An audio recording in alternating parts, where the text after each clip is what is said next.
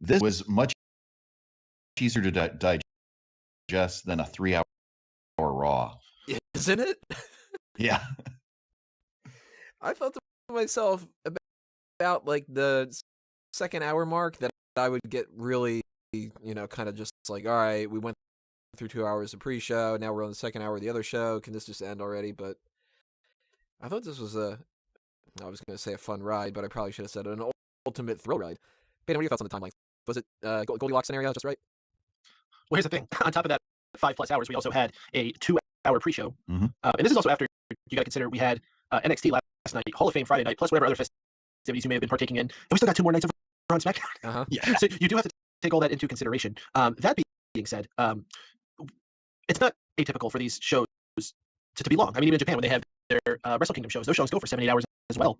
Half of it's dedicated to anime characters. Well, ours is dedicated to shitty musical performances, so who are we to judge? Yeah, that's true. I think it was fine. There's nothing on this that felt like filler. I like that all the matches on the main card feel like they got out the proper amount of time. As far as this being the longest show, if you count the pre-show and all that, yeah, I'm pretty sure this equals the longest time, except for what I believe was WrestleMania 2000, because that's when they did that WrestleMania all day thing. So that's probably the longest WrestleMania celebration that they did, or presentation that they did. Now I'm gonna later on when we start picking about the different matches, I'm gonna disagree about one thing that you mentioned, which was that all matches had the right amount of time. Because there's one that I think that got shortchanged here, but we're gonna get to that very later on in the mix. I think I know which one you're going to say, but go ahead. Let's start off with the kickoff. The pre-show in general, just the full 2 hours all lumped together. We've got 3 matches on the card, and we've got the standard, social media lounge and the pre-show panel, which I like the pre-show panel. It was Shawn Michaels, Jerry Lawler, Booker T, and Renee Young, and a little bit of Lita in the mix too. And our social media lounge was Paul Heyman, Maria Menounos, and Charlie Caruso. I don't remember them doing anything else other than the matches in that. Were there anything else that I might have missed out on, or that I'm forgetting? Do you guys can remember? Nothing important or memorable. Just video packages and stuff, right? A lot of video packages, a lot of talking. They had some interviews with Sam Roberts in the crowd, which was kind of always cool to hype up and build the community experience, but nothing we really need to talk about. Yeah, I mean, that's the kind of stereotypical of the post shows, the pre-show kind of stuff that we do, and that's fine. They should be kind of given that atmosphere of like, settle down, get your chip, start talking about what you're going to order for food later on. Everybody's starting to kind of funnel in and get their seats situated and stuff like that. But they had the Cruiserweight Championship match on the first hour of it, Neville retaining against Austin Aries, which I was a little bit surprised about. I thought Aries would win this. What do you guys think about the match? Good? Bad? Yeah, middle? I enjoyed the match. I was not surprised that Neville retained, because I think he was the right man to win, and that was my prediction. They put on a hell of a match, and I enjoyed it. I think it was right on the pre-show. I think being on the main card might have felt a little wedged in, but I think it was a great one to open up the show with. I was a little perturbed when they moved this match to the pre-show, just because I feel like these guys deserve the stage where this really good. But I think about, what's forever I think going to put a bad taste of the pre-show matches in my mouth is that Ryback Kalisto match that we had last year, where just nobody was there to see it. Mm-hmm. I think these guys fared a bit better. And I think a lot of that is due because last year they had that whole ticket hold-up thing. Yeah. So I don't think that hurt them. These guys had a good match. I'm a little surprised by the decision. And the reason why I think they actually ended up doing this, I think they put this first above everything, is so they don't need to change those ropes so goddamn much. Yeah, I figured that this was the first match of the night. Yeah. I was a little bit surprised at how quick it came on, though. Like, I thought that they would maybe wait like another 20 minutes before they would have done it. But, I mean, that's not a big deal or anything like that. It's not like it was like, well, this has to go on at 6:08, or something like that. I thought all the matches were going to be in the second hour. I kind of thought in so, the first hour. That's what I kind of thought. I figured they might start at like the very tail end of the first hour and just kind of like carry it over. But then I forgot that the second hour was going to be broadcast elsewhere. So they probably wanted to separate like that. And they did separate it, actually. They had like at 6 o'clock on the dot, they were pretty much like, okay, welcome everybody to the kickoff. It was like, yeah, what the hell am I watching for an hour then? Right. You got the King of Cruiserweights retaining the title, and Austin Aries put up a good fight. So I wouldn't be shocked to see this continue a little bit. And I'm pretty sure that most people, at the very least, even if they don't follow 205 Live, will probably be cool with it continuing on. But whether they have it singles or they add another person into the mix, or I mean, nobody's gonna really complain about this match, right? Pretty good. Yeah. Aries got busted open during that one, didn't he? I mean, it wasn't gushing blood, but it looked like the back of his head was bleeding. I either didn't notice that, or I completely forgot about that. Or maybe I'm just imagining things. I didn't notice it. Old man Galen. I think I see some blood. Now that took us into the second match of the pre-show, the first one of the mid pre-show, or whatever the hell they would call that section, which was the Andre the Giant Memorial Battle Royal, and they did what they've been doing before, where most people don't get an entrance, but a couple people did. Big Show and Braun Strowman. Actually, those might be the only 2 people that I'm thinking about. Those are the only 2 I remember, yeah. I mean, if you're going to give those 2 entrances to nobody else, it makes sense. Yet at the same time, they got knocked out very early on. Mm. And first off, I was shocked, and second, kind of pissed. I wanted Braun Strowman to win this, and I thought if Braun Strowman wouldn't, that maybe a Sami Zayn one would be okay, but I would have been okay with Big Show one. Tony, you see, what we did is we built the Andre the Giant Memorial Battle Royal around the big guys, just like Andre the Giant. So we had 2 of them in there and made it like it was going to be them, but then, swerve, we made it the stupid little guy with the freaking hype attitude. Well, there is so much to talk about in this match. I mean, I will throw one thing out there that I thought I was going to be somewhat correct in, and I was just a little bit off. I thought Simon Gotch would have got that first elimination. Yeah, I I think he was second. He was yeah. third. It was Okay. Primo, and then I think Kalisto, and then Simon Gotch. Close though, very close. But in general, the whole order of how this went, it was like, who would have thought Epico would have lasted longer than Big Show and Strowman, or Right. that it would have came down to Mojo Rawley, Killian Dane, and Jinder Mahal. Like I was surprised. I think Titus was in the final four, wasn't he? Or he was Final either final five. four, or final five. yeah. He's Welcome to the oil business. All episodes of Landman are now streaming. Pushing the chips toward the middle. Men die. Oil companies don't.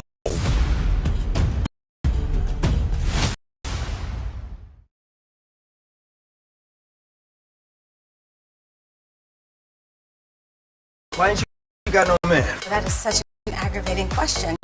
I am Mr. Romance when I meet a woman. Yeah, girl, get you some.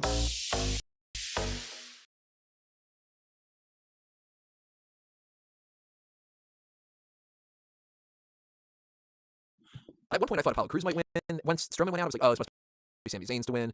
Mhm. We never got a Samoa Joe appearance throughout the night, so in retrospect, I was like, man, that could have been a good spot for him to win this, or at least do something on the card. And the big story, of course, Mojo Rawley wins with a little bit of help from Rob Gronkowski. Who? Some dude. He's a. You know, he's call a him Gronk. Yeah. Sounds old like clever Gronk. Well, you know, WWE got what they wanted with the whole photo op, and they're getting Oh, yeah. tons of ESPN coverage and CNN coverage and all that kind of stuff. So, do you guys think it's worth it? Meh. Gimmick. I don't know. I don't follow football, so it didn't really mean much to me. Neither do I. They- Like, never heard of this dude until Mojo Rawley started talking about him. Well, let's put it this way: he was on the team that won the Super Bowl, so Yeah. if nothing else, there's that. Was he like, is he like good actually? I've heard his name Some of these before. dudes. I honestly I don't know. I know I've heard his name before, so that's more significant than most football players. What do you guys think about Mojo Rawley winning though? Like, What the hell? Why? I don't get this. Not my first choice. So on my 30th. This wouldn't have happened if Zack Ryder was still not injured, would it? no, I doubt it. I figured by that time he would have gone through some kind of tag title thing, and the both of them would have been in this match, but they would have just gotten eliminated. They wouldn't have pushed him this far. I'm shocked that they're pushing him though, and I'm not too shocked in the grand scheme of things that they were giving him a push.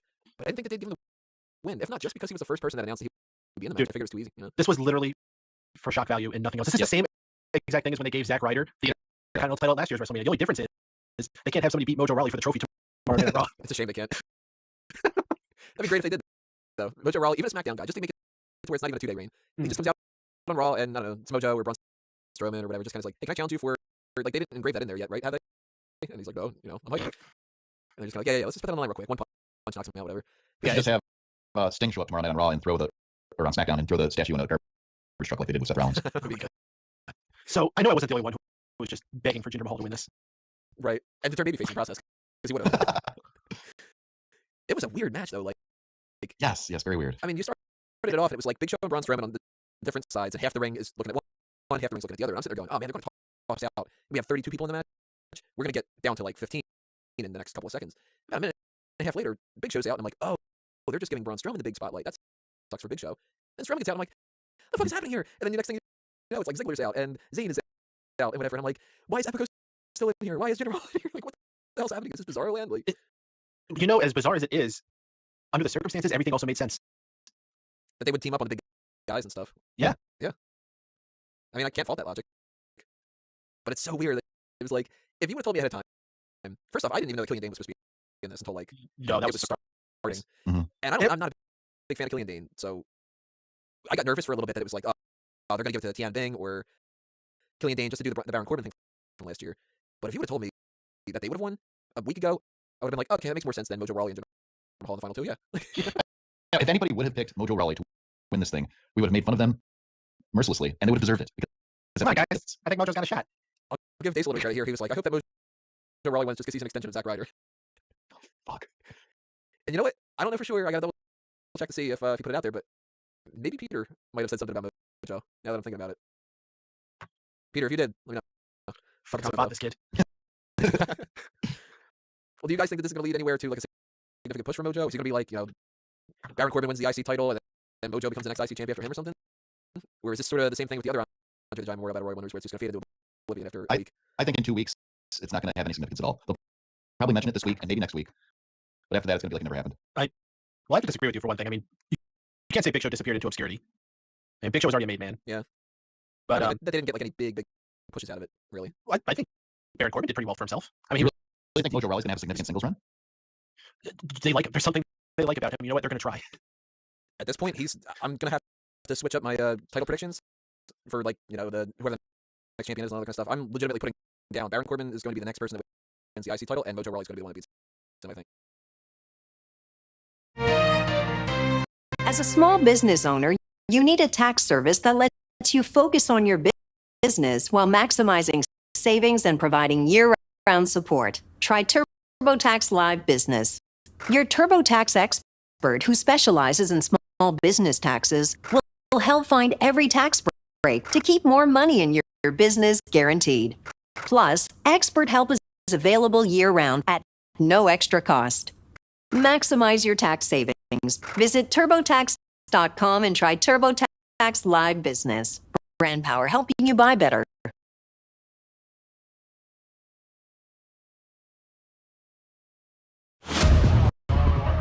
When he wakes up, he could be different than who he was before. I'm back. And I'm gonna burn down everything. Could be trouble. Could be an opportunity. You can't be dropping bodies. Keep your pistols in your pockets. Wanna look like I never left.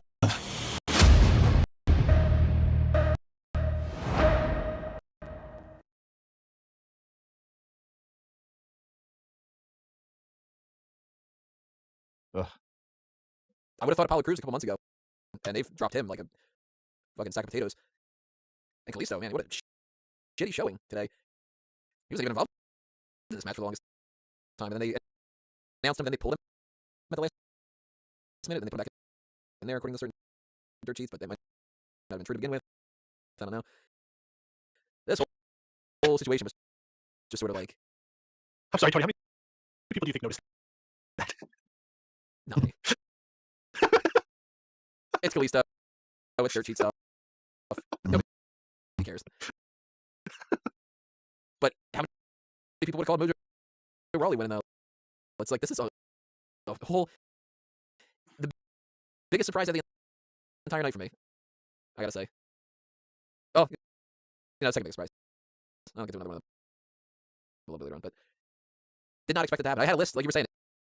Mojo wouldn't have been, top 5, top 10, and top 20. I had a list of maybe 7 or 8 people that would have been very easily ahead of him. I was 100% it was going to be one of the big 3, Strowman, Show, or Sammy. Yeah. And when the match started, I got a dark horse pick because I didn't even know he was in it. That was Luke Harper. Right. I was like, man, that would be a perfect way to give him something significant on the show, separate from, because it wasn't that long ago where people were rumoring him possibly being a part of that WWE title match. Mm-hmm. He could have been a part of that. That would have been like justified. Not even a weird situation where they would have thrown, say, I don't know, Sin Cara in a title match or something. It was like made sense for Luke to get a little bit of a push. Oh my god! And imagine if they did that ring effect with like the eyeballs and stuff. Oh, yeah. He would carry around a whole bunch of light bulbs. I was hoping that he would have gotten a decent enough showing here, and he lasted somewhere towards the end. But Yeah, when I saw Luke Harper was in it, I was really pushing for him. Of course, I wanted Sami Zayn to win. That was my pick. I think it would have. I think that would have been a better feel-good moment compared to the Mojo that won. Bozo So- Rawley. Yeah, if he was here, he'd be so much cooler. I actually thought that it was going to be a guarantee that Strowman would be in the final 2 and he would end up winning, and it was more so a matter of me going, well, is he going to be in the final 2 with Big Show, with Sami Zayn, or Luke Harper? And fucking Jinder Mahal and Mojo Rawley. Like, wow. Even stranger than this, though, I gotta bring this up. The woman security guard that clearly didn't know that Gronkowski was supposed to do that. She's just like, hey, stop. And then you can see her about a minute later when they pushed her off to the side, the referees came to be like, no, it's planned. She's off on the side sitting down, and she's laughing about it. And you can tell her just kind of going like, I didn't fucking know. Like, felt a little bad for her, but it was a great moment just to be like, look at that security guard doesn't know. Like, Well, to be fair, I mean, Right. shouldn't they? Like, if anything, I think it was better if like they came in and he like kind of like gave him the slip and like pretended like he was going over and then like ran back in. Like that makes total sense. She doesn't know, so she tases him. that would have been fantastic. Then they're like, fuck, this backfired. We were supposed to get this great celebratory moment, and we've Gronkowski sitting there Imagine, seizing. imagine that in the headlines tomorrow. They're like trying to get like an assessment of how he's doing afterwards. They're like, "Do you remember where you are?" I don't know. Am I at WrestleMania? Or am I at Disney World or whatever? Like, okay, yeah, right, you're WrestleMania. Do you remember your name? He's like still seizing like what Goldust does. He's like, Gronkowski. Man, oh, I almost wish that would have happened. That would have been so much better. There's your WrestleMania moment. Well, the final part of our kickoff was the Intercontinental Championship match. The Dean Ambrose and Baron Corbin one replacing what was originally the SmackDown Women's Championship match, but people had complained. They put up a little bit of a fuss that that's not giving the women enough of the spotlight. I kind of agree with. There's only 2 women's matches on the entire card, and one of them be on the pre-show. It sounds a little bit weird, but in retrospect, that's the match that I think got shortchanged on time. And if they would have been on the pre-show, I think they would have gotten a little bit more. We'll talk about that a little bit later on. Let's talk about the IC title match. The Dave Smith's general point of view about this was either I don't give a shit, or that's got to suck for Dean Ambrose, or that's got to suck for Baron Corbin. It was 50-50 based off of who he supported and stuff. Dane, for instance, was very much like, oh man, Baron Corbin should win the title, and this is shit that like he's not going to win on the pre-show. I kind of went into this expecting Baron Corbin to lose anyway, so I wasn't really too shocked. But how did you guys think about this? Was it fine for it to be on the pre-show? Was it a disappointment? How did you think the match went? Any other things you want to toss out there? Let's face it, wasn't it like 7 years where the Intercontinental title wasn't defended at all at WrestleMania? Was it why? Something like that, yeah. So let's be happy it made it on the pre-show with how many goddamn matches were on the show. Mhm. And let's be fair, this match really didn't have that much heat to it. Like when you look at all the damn matches you had on there, this is one of the lighter matches, especially because, man, I feel like this match should have had some type of like gimmick to it, right? Like something with some kind of weapons, even if it was like something stupid like a chairs match or something. I can't help but feel like the reason why they didn't do that is because they knew how many other matches were going to have that, and I think we're going to get it at Backlash. That's a good point. So it's like, you know what? If they do that, I'm cool with it. Because then I'm especially even more cool with it being on the pre-show, because it's sort of like we can kind of forget that it even happened. Kind of. Well, speaking of forgetting, that's one point I was going to make. Is this on the whole card, looking it up and down? This is one of the most forgettable matches in my opinion. It wasn't bad per se. There wasn't much to it that got me. Because I like both these guys. I like Ambrose. I like Corbin. But it didn't do it for me. I don't know. I think it felt like a pre-show match, which is sad because this is the IC title we're talking about, so it should feel bigger. But I don't know. It just didn't have that spark that got me interested.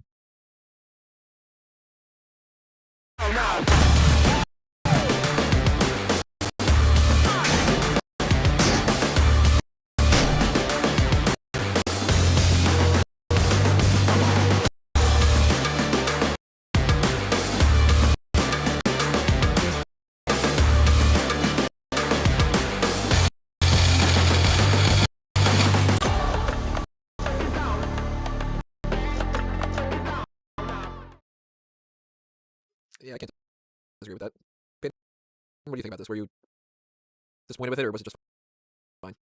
Well, I mean, I'll just say if the insult you put to it is it felt like a pre-show match when it was a pre-show match, I guess it's not really that much of a lost cause then. That's a good point. It was, Well, I in mean, fact, in my opinion, the Neville Aries one felt bigger than this one. Maybe it's the purple ropes. That could be. well, it is supposed to be Regal. I think these guys are capable of much more. I just don't think this was the stage for it. I think in any other year where we didn't have 13 fucking matches and 2 musical performances and the New Day doing a couple segments and all these other things, this would have been a bigger match for sure. And it would have had some kind of false count anywhere stipulation or last man standing or something, which I'm pretty sure we're going to get. Like, it's got to happen. If it doesn't, I don't know what's going on in their brains. Yeah, when we were doing our predictions, I kind of figured that Ambrose would retain here. We'd see this feud go on, and then maybe Corbin picks it up next time. Yeah, So that's what I think they're going to do. Just going to draw it out a little bit longer. Is all. And then he drops the mojo.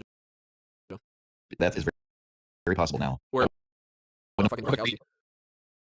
agreed yesterday, but now I would be surprised. I wouldn't have agreed a couple hours ago. Oh, don't say that. What's going to happen? Get prepared. Get the same level of expectations as you with Brock Lesnar and Goldberg. It's No, happening. because you know what? Honestly, I think they have bigger things planned for Baron Corbin. I thought we were going to say for Mojo Rawley. they like Mojo, but I don't think they have like main event plans in the future for Mojo Rawley. I think they do for Baron Corbin. Yeah, but you know what? I could see them having him win the title, keep it for a couple of months, maybe lose it around like, well, we don't know what the pay-per-views are going to be after SummerSlam and stuff, but probably Clash of Champions or so. And I could see Baron Corbin losing it around that time and losing it to somebody like Mojo, but then in the process moving up to the main event where Mojo sticks in the mid card. Kind of one of those like, kind of like they did with AJ Styles a little bit with WrestleMania last year. He loses the match against Jericho. The night afterward, he becomes #1 contender of the world title. Like, we're gonna give you a loss, but we're gonna back it up with a big push again. You know, or I mean, fuck, we didn't see the Mojo Rawley thing coming, so maybe something else is gonna happen in the mix. I don't know. That was our pre-show, which the only other thing I want to talk about in this kind of segment, even though it's not a pre-show specific thing, was the set and the stage. Because we had our first look of it through the pre-show, but throughout the night we had some other things that popped up here and there, and I know I'm going to lose track of it, so if I don't say it all in one shot, then I'm going to forget about it, but how good looking was that fucking set? Oh yeah. Gorgeous. Mm-hmm. I've seen a lot of people saying it's their favorite of all time, and it might be. It's freaking gorgeous. With it. That's the thing. Yeah. I think in the grand scheme of things, I'd have to give a little bit of a slight edge to the play button. Like that ramp was really cool and everything. But I've always loved the Universal Studios logo in general, and the theme even. Yeah. And how that WrestleMania wrapping around there, that looked really great. And then they've got that ramp, which the ramp itself looked a little bit weak at first, until I noticed that they could do all this crazy shit with it. I mean, we had Seth Rollins pushed a little torch down, and then it's like, oh, he's like setting it on fire, and we have the Viper. The snake. The snake was so cool. The snake was beating Randy Orton over and over. They had to keep stopping it. I thought it was pretty funny. And Roman Reigns punching it, and then it gets all cracked. And that was great. I like that one. All that kind of stuff. The pyro tonight was amazing. The lighting in general was great. This was just fucking beautiful. Apparently, it cost what, $5 million to do this? That's what I'm hearing. I don't have those figures. If that's true, I mean, I've got to assume that they had a little bit of like some tax cuts and stuff for being in the area, but it's fucking worth it. This was beautiful. This was great. Well, I mean, all the towns bid on WrestleMania coming there, and they're pretty much funded. Like, they don't pay a lot of money to run these shows in these areas.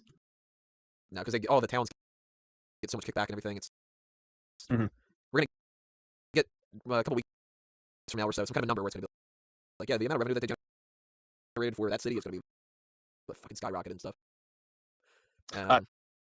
Stage was gorgeous. I like the roller coaster motif. I bet some people are upset that there was like actually a car there, but I think it's fine how it was. Wish somebody would have rode the roller coaster at some point. An underappreciated thing that I've seen people not mention: the fucking entrance cove. Like, it was just really cool the way that was curved in there. And it had the screen in the back there. It kind of reminded me of the old SmackDown entrance cove, where it had like that circular, like you're inside a dome. Vortex, kind of. Vortex, yeah. You know, the part of the night that I started to notice that actually was Sheamus and Cesaro's entrance. Oh yes. Oh cool. Yeah, that was good. That was good.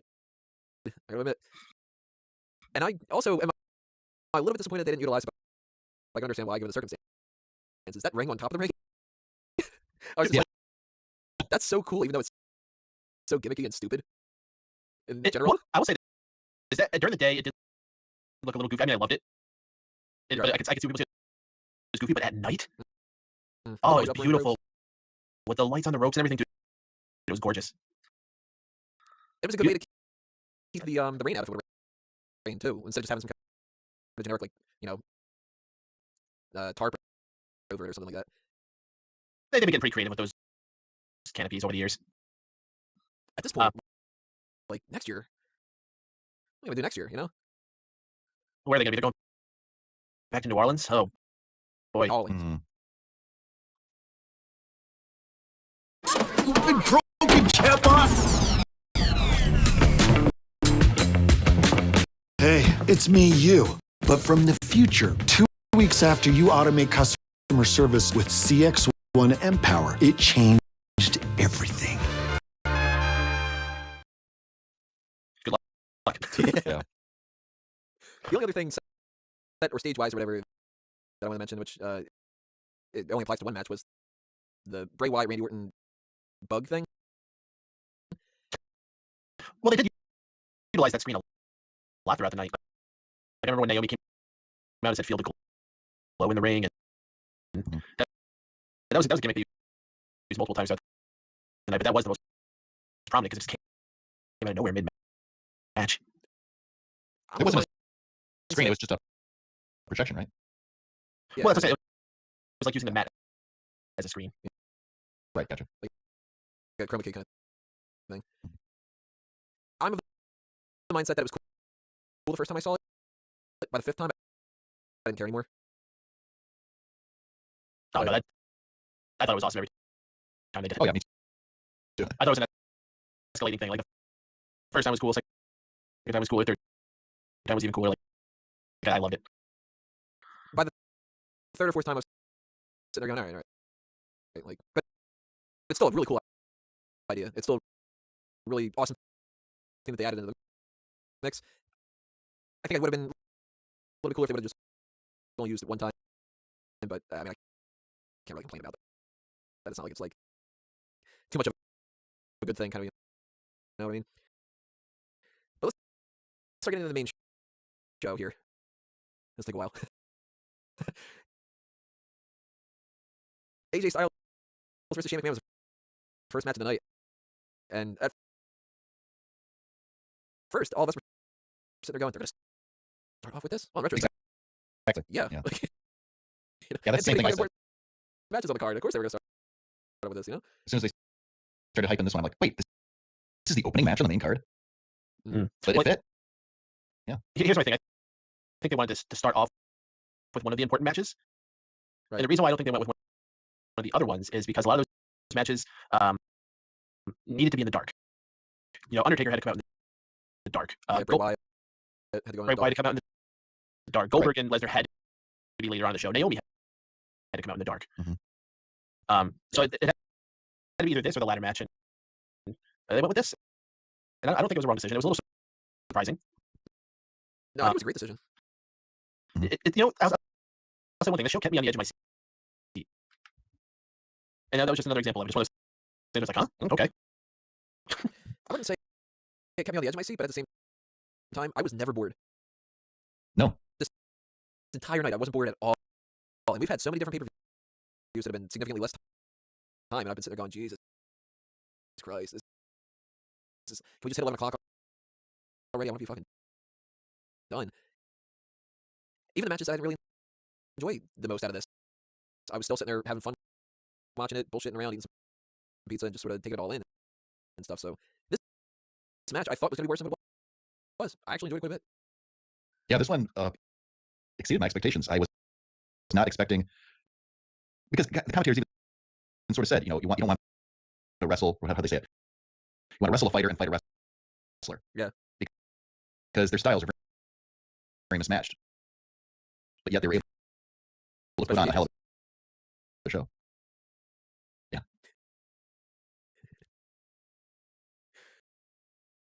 Do you guys think they figured out a way to do the usual coast to coast and the elbow drop on it? I'm glad they Yeah, worked that in. Yeah, it was cool stuff to do without being too dangerous. You know, like a lot of the stunts people were saying they were expecting Shane to do, like jump off the roller coaster and jump off the ring that's above the ring. Yeah. Not gonna lie, I was kind of hoping they would have done something like that. But it's Shane, so that's really not outside the realm of possibility. It's not, but I'm glad he reserved. Well, he would have died. So. But it would have been kind of cool to see him ride the roller coaster, and then that leads him to the coast to coast or something. I wouldn't have denied it. Coast to Coaster. Roller coaster coast. But I did like this quite a bit, and I think that the way that they handled how they did the ref bump was a little bit weird, but I mean, you got to have a little bit of suspension of disbelief. It was like Mike Chioda was like rolling sideways and stuff, and the typical thing where it's like the referee gets pushed aside and he's knocked out until somebody goes, "Hey ref, I got a pinfall," and he's like, "Oh, okay." Like that kind of thing. He took pretty stiff shot, man. I don't know. That was all believable to me. I mean, after that, when he was like rolling to move out of the way, the coast to coast and stuff like that, that was the part that I thought was kind of Well, funny. they had the medical staff on him. They probably pulled him. Yeah. Either way, it's not going to hurt the match. I liked it quite a bit. Would you like to see this go in any particular directions? See, that's what I'm wondering. What are they going to do now? Because he beat him. So where do they go from the storyline perspective? I don't know. Shane fires him. Could be like And then he goes to Raw. I switches don't him over to Raw because it's like, well, we can't get along anymore. Or is it like, you earned my respect a little bit, so let's keep you hanging around, or maybe even just comes out on SmackDown on Tuesday and it's like, all right, but I'm done with that, and I'm gonna move on to another feud or something. You know, I can see him saying something like, "You earned my respect," but then at the end of the day, a McMahon always gets the last laugh, and that's where he fires him. Yeah. I think he could do I both can of see those. A little vindictive prick like Vince. I can see that being the case. SmackDown's gonna be interesting for the first time in a while, as far as like the Raw after WrestleMania is always great. Usually SmackDown's kind of like, ah, but it's SmackDown, who cares? Right. SmackDown's gonna be probably just as much of an important thing as Raw is. So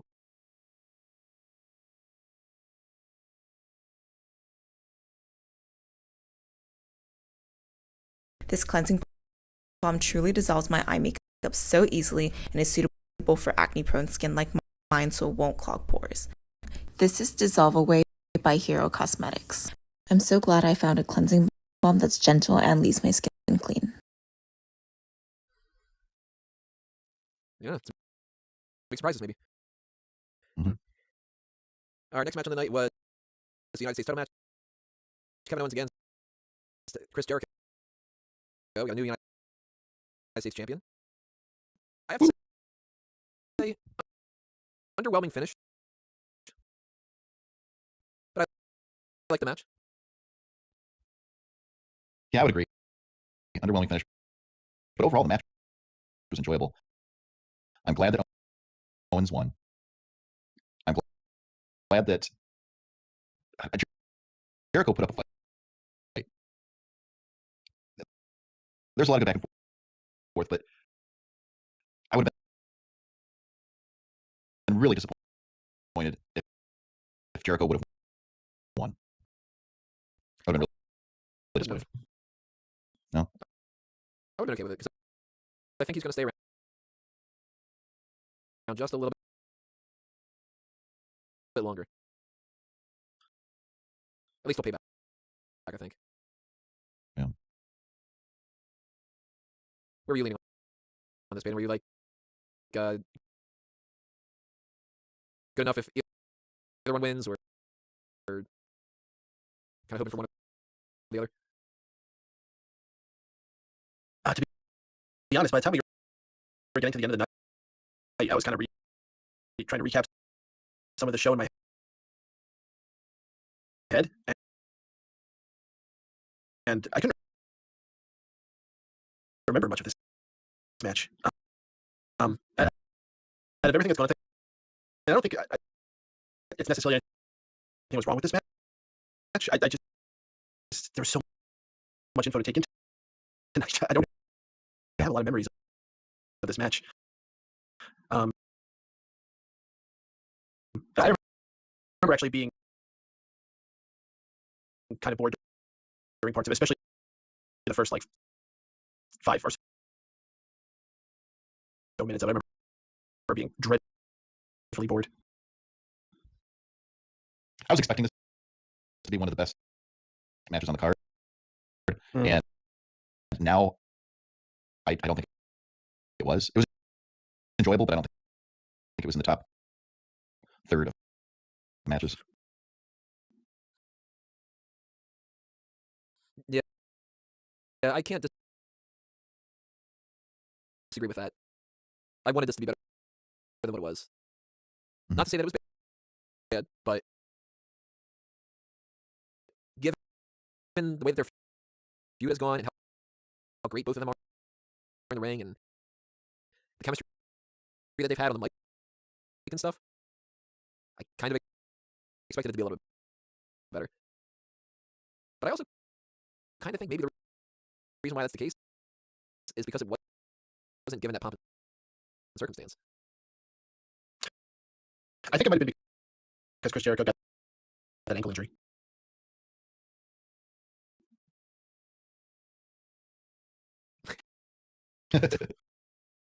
So many people bought into that.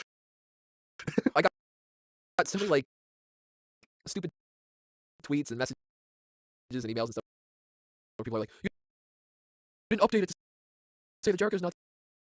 And it's like, you fucking idiot! It's April Fool's Day. Like, and then you can even check the same dirt sheets, and they're all saying it's fake. Google image search, and then people are going, "Yeah, I don't know if I believe those dirt sheets." It's like you're not gonna believe the wrestling website. You're gonna believe the Jericho thing and all that. They're like, oh, you people, you make me laugh. But I did expect this to be a little bit better. And if they have another match, I think that the next match will be better, actually. I would hope so.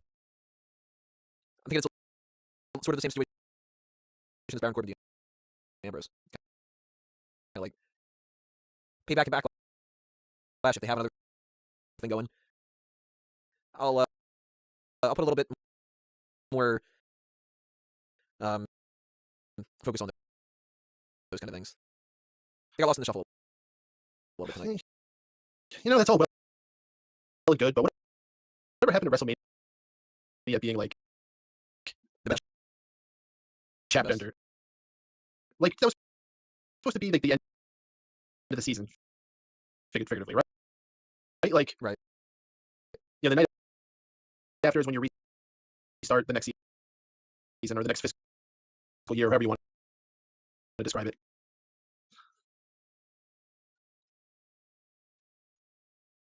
The next fiscal fisticuffs. Could happen. Maybe they're just moving on.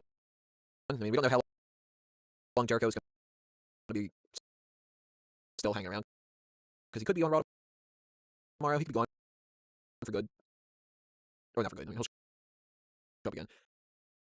But last I had seen anything about it, it was that he wasn't going to tour until like May or so. But he's going to need a little bit of time to prepare for that and stuff. So I wouldn't be shocked at all if he doesn't appear anymore. But I do think that he's going to wrestle at least on Raw tomorrow night. If not, have a send off via Payback. I do have to give a shout out to his light bright scarf that he had. That was great. Because after it was Dean Ambrose who destroyed his jacket, right? Yeah, Dean Ambrose destroyed the jacket. So he hadn't used that in a while. But then he combined that with the scarf, and it was great. He's going to have to start adding some lights to the list for the future. It's going to be a light up little thing that says listed Jericho. I like the huge list that was on the stage when he was going out. That was great. And I like the new countdown. Mm-hmm. Where the countdown is like numbers on the list. I didn't notice that. Oh yeah. Was it like if you would have like written it, like that kind of thing? Yeah. It was like it was the on, like top 10. Yeah. I'm gonna have to go back and check that out. I noticed the scarf, but I didn't notice the listings. That's something for me to look back on. It's like a huge blow up list in the back, kind of like the Booty-O's box. Mm-hmm. They had. I didn't see that. How did I not see that? I don't know. It was pretty goddamn big. Maybe I was typing something out at the time or whatever. It was static, which was the only thing. In compared to it, it's like really like the the light all up the busy scars and stuff like that. Yeah. Oh, that took us into the Fatal 4-Way Elimination Raw Women's Championship title match. So many, like, the way that they had to list all the matches tonight took fucking forever. Everything was like 5-time elimination, tag team title, whatever. It's like, it goes on forever. Which, oh, by the way, that beginning of the night where they were going through like the roller coaster footage, I feel like it was going on for like 8 minutes for everybody else. It was. Yes. It's going on for so goddamn long. It's like, really? Are they going to mention every single match? Right. Oh, and yeah, we totally skipped this. What do you guys think of? If I can figure out how to pronounce her name again. Tanahashi? Is that it? Singing America the Beautiful. Not the worst rendition I've ever heard. Not my favorite either. It's all right. Thumbs up until she started going. I'm like, oh god, she's doing the crap again. But let's talk about the women's title match here. I have to admit, this was better than I thought it was going to be, to a certain extent, because I'm not a big fan of two of the people that are in this match, and I know what you do. Yeah, they're both Nia Jax. Yeah. Oh, jeez. Yeah. And Jax. I did like how they ganged up on her at the beginning, and they made her seem like she was a strong woman, like the way that she should have been, ganging up on people that are the third of her size and stuff. They played that part well. And yeah, I agree. I think it was right how they had her be eliminated first, and that it took all 3 of the other women to eliminate her. Because go ahead. That's fine. That they did that. But what was her purpose of being in the match then? Yeah. Like if she had like maybe did something where she caused one of the women to like have like a knee injury and that affected them later in the match, at least she would have had a purpose. I'd say it's just to make her look strong going forward, because look, she's a formidable opponent. Maybe she's gonna be the next challenger for Bayley's title. Because look, it took 3 of you to take me down. Now it's just 1-on-1. I don't know. She'll cut some shit promo on Raw to be like, it took 3 of you, and I'm not like most girls, so I'm gonna eat a Snickers.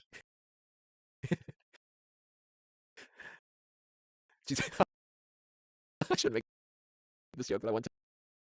The whole thing on roller coasters where it's like the height limit and the weight limit.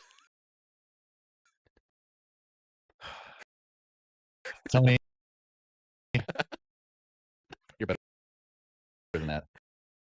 No, I'm not. I think it's funny. What is up with Bayley and later on Alexa Bliss too? The champion comes out first. Yeah, not a fan of that. It really doesn't matter. Like, doesn't, but at the same time, it pisses me off that it was like, let's give Charlotte the big entrance, and I'm like, they have such a big boner for Charlotte. They do, but know what, man? Charlotte is the best woman they have. Listen, I'm shocked she didn't win this match. I thought for sure she was winning this. She came out last. She came out looking like a goddamn peacock, and they got for Mhm. all that pyro. I was like, up. Dude, the freaking fireworks were beautiful. They were great. Dude, Ric Flair got fireworks like that once in his career, and that was in his retirement. Mhm. Like, God damn. She looks like she is the biggest star, but that's Shit. also because they make her the biggest star. I think she's earned that spot. I don't think that's fair to say. She is by far the best woman on that entire roster. Like, I don't think anyone else even comes fairly close. There's a lot of other good women, not to say that she's like everyone else's shit.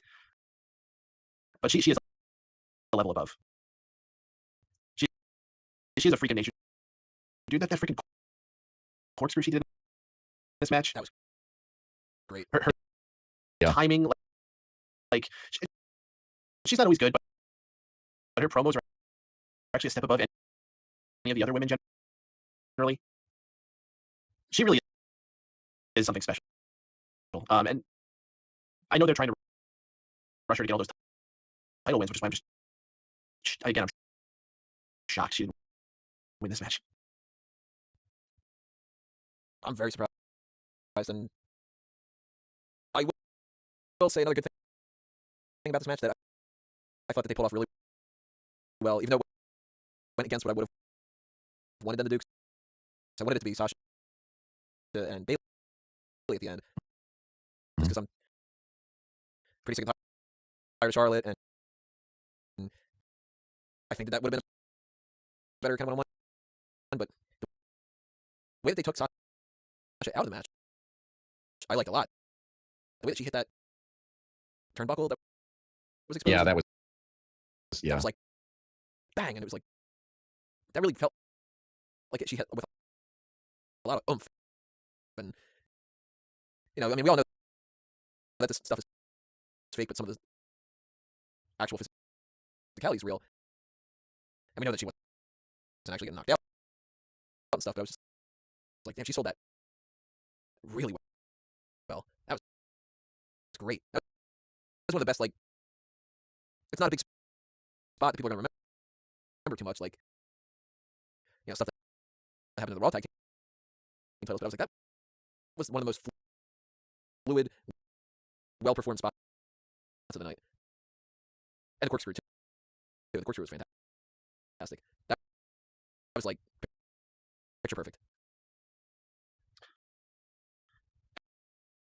And it's good because I like when you have these elimination style matches. Not every elimination should end with a finisher. Yeah, there should be something that's a little different that takes you by surprise. Now, I think that was perfect timing with that.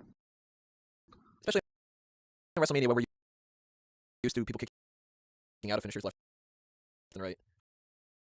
Yo, and speaking of entrances, can we talk about Sasha Banks being driven down to the ring by the Six Flags old man? I made a joke at first that was going to be DDP. I figured it was going to happen. But then I was like, oh, this is just like, is that James Ellsworth? But if they cook them in a microwave a little bit, I don't know who that guy is, but a couple years from now, we're going to see that he trains in the power plant, and he's going to have a big break career. He'll be in the Hall of Fame eventually.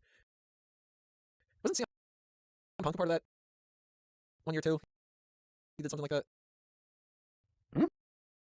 Yeah, first Cena when he was doing the gangster motif, right? Was that one? He was in something. Yeah, it was WrestleMania 22. We came out on the card with the Tommy gun. Yep. Yeah, okay, Yeah, that's right. Tommy gun one. Of course, something like nowadays. your girl Alexa Bliss came out there with fittingly Charlotte and Sasha. For Triple H's entrance. Yeah. We'll talk about Triple H's entrance a little bit, though, because a lot of people loved that one. A little bit more defensive, Yeah. but that took us into the Raw Tag Team title match, which you start off with.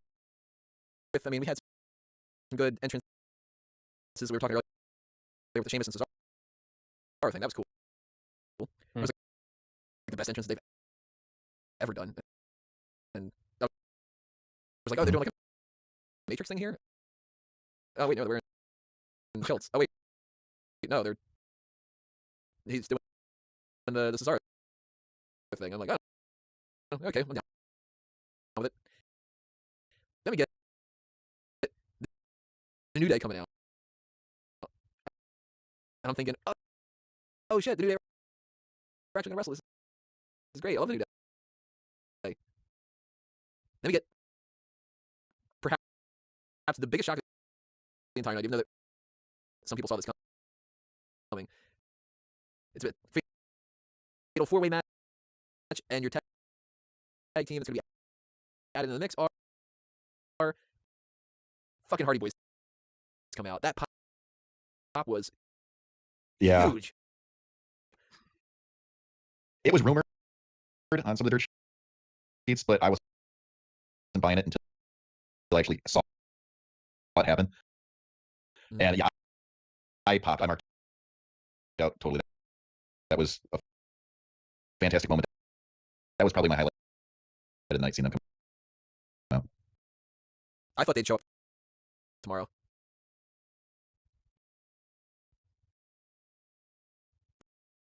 Or hell, even SmackDown, just to kind of like be a surprise. But I'm not the biggest Hardy Boys fan compared to some other people are. I really used to like Jeff Hardy. Matt Hardy was kind of like, nah, whatever. And I have not followed this whole broken Matt Hardy thing at all. Really? You still haven't watched Final Deletion? Yeah, I still haven't watched that. But anytime that something has that much of, the optimism from this kind of audience, and that people aren't shitting on it, and everybody's really excited about that, that's just great. I can't fault any of that kind of stuff. And I like the Hardy Boys, and I like to have them back in the company, and the pop that they got, the surprise, the way that they handled it, especially with the little tease of the New Day. I thought that this was just great. No, as soon as New Day came out, and we're making an announcement, I was like, oh shit, are they going to introduce the Hardys?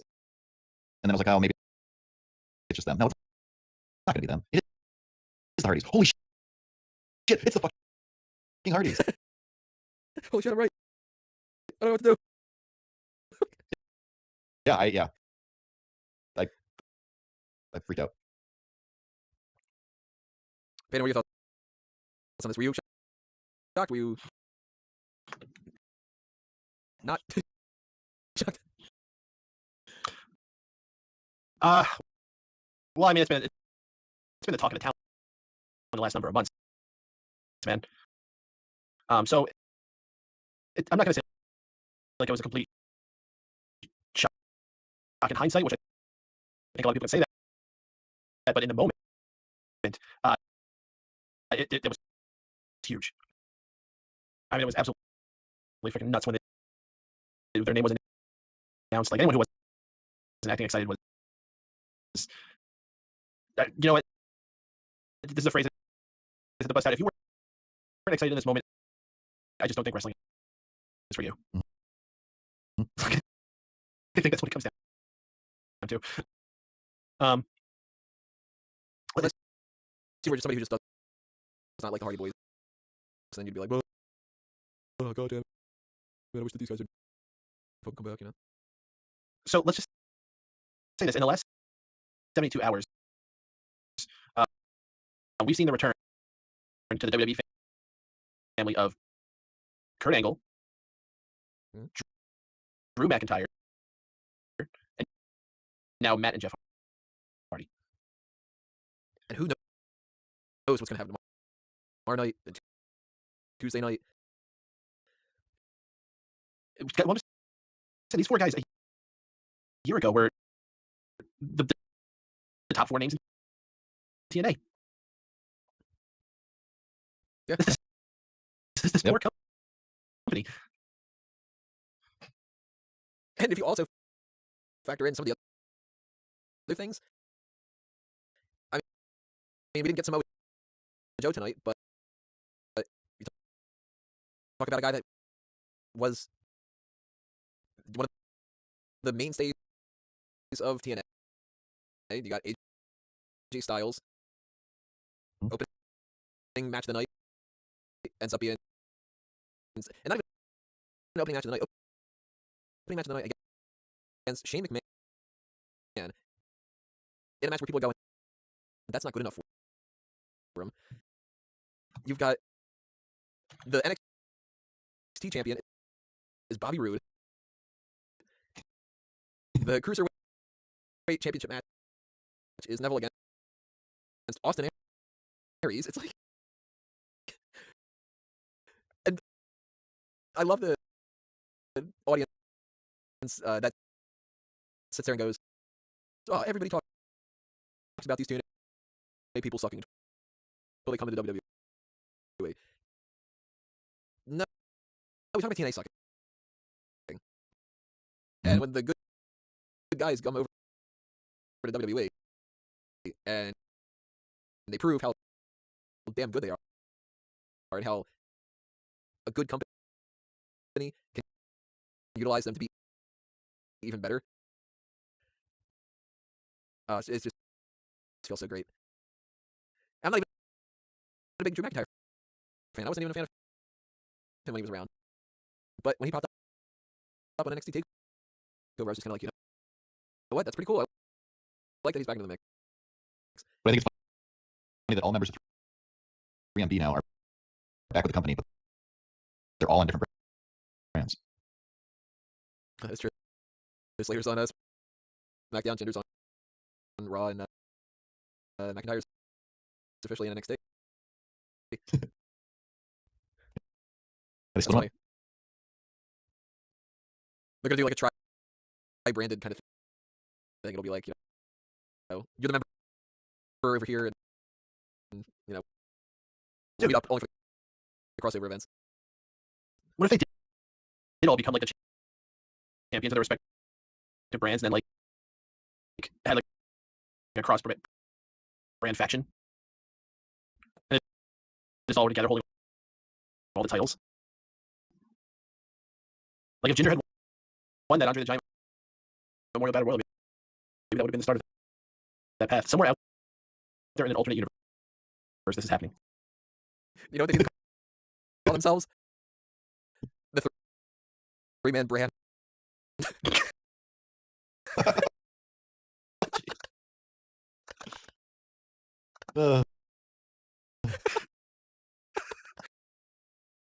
We're the three-man brand.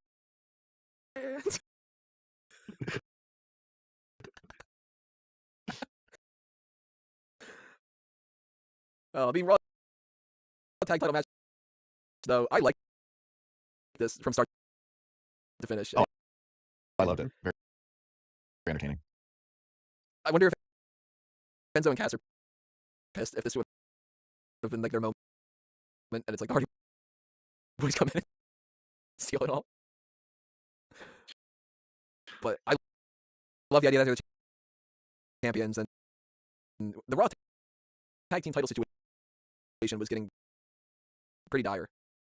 I mean, SmackDown one's in shit right now too because they weren't even on the card.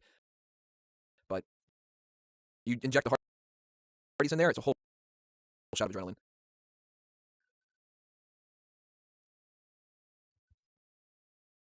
We got a couple good spots in this too. We got the fucking Jeff Hardy nearly killing himself again.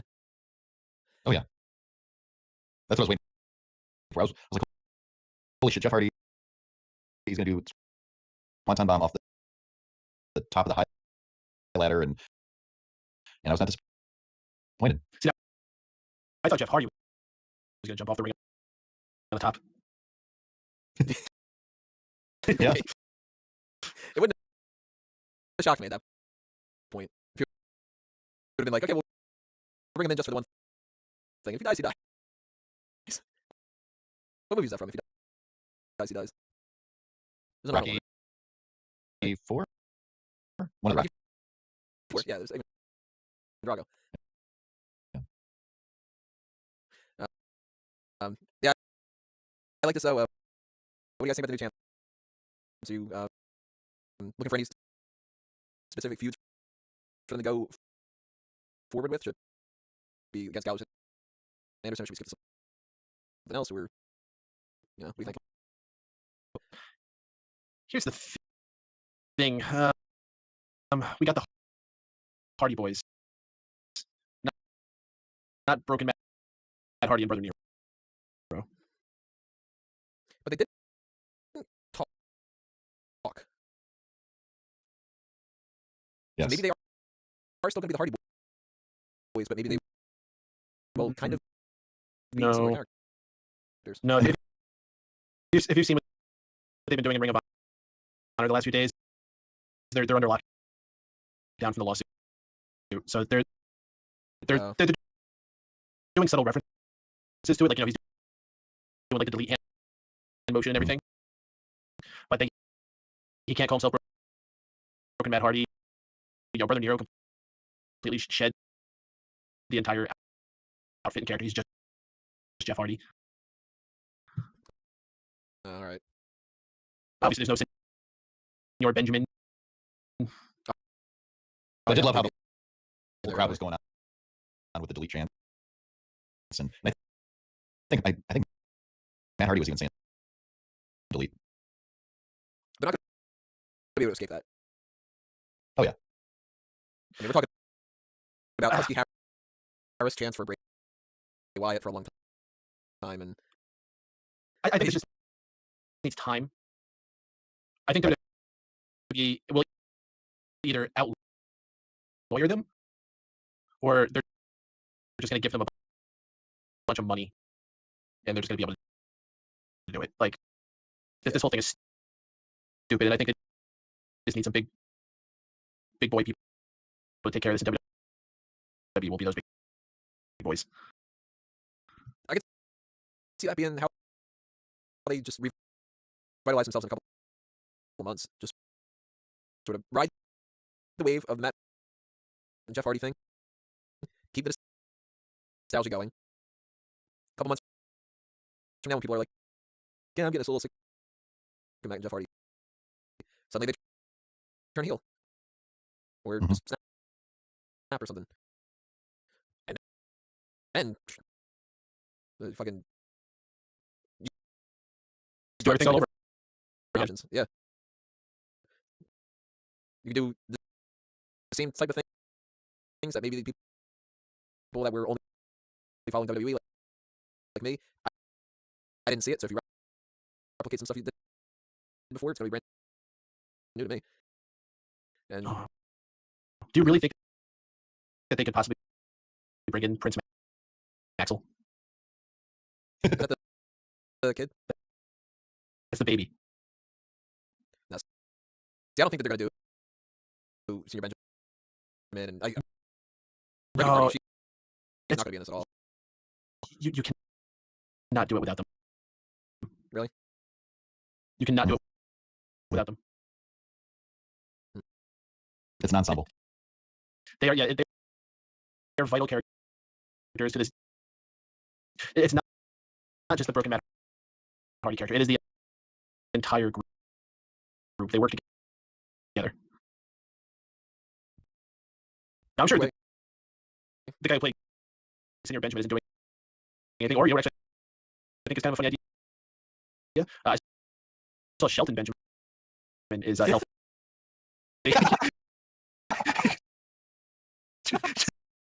Senior Shelton Benjamin. Oh my god. Um,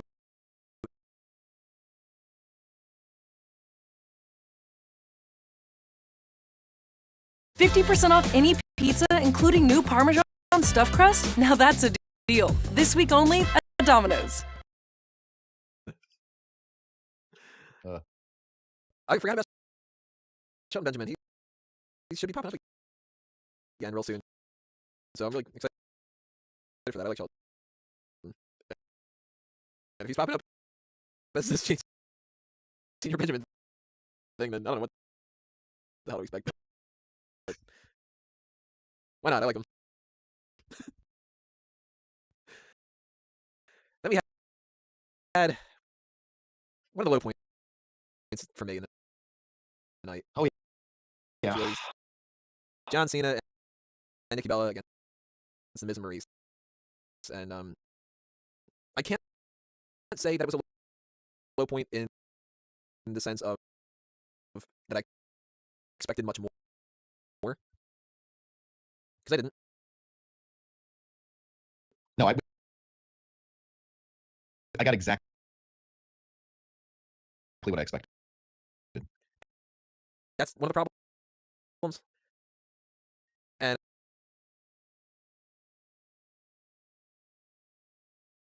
the only thing that I really liked about this, other than Maurice looking great, which that's no surprise,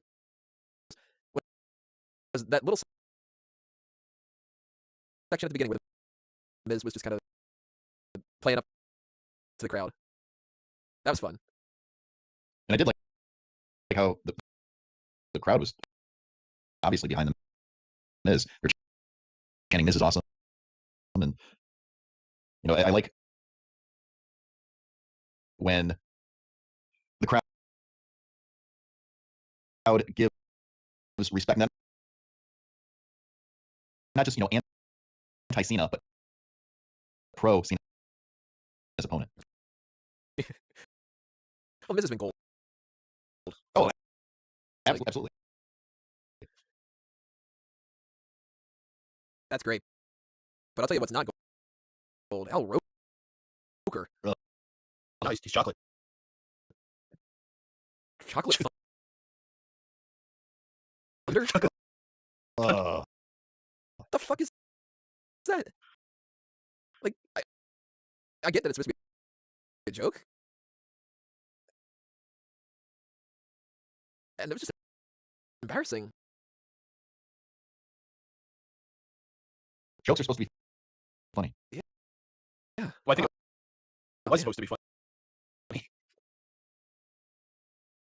He probably thought that would get a huge pop, and it's great. I'm gonna call myself Chocolate Thunder, and everybody's gonna laugh. And it's gonna be a WrestleMania moment. And it was just like, who is this that old man? And I like how the crowd was shitting all over him. I like how I would have to explain this to like people outside the country who have no idea who this guy is. It's like, oh, he's a weatherman. There was a thing going around. Let me see if I can bring it up because I can't do it justice by not reading it.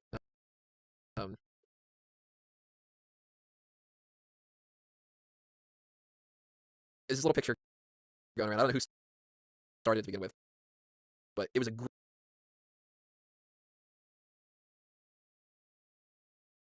great representation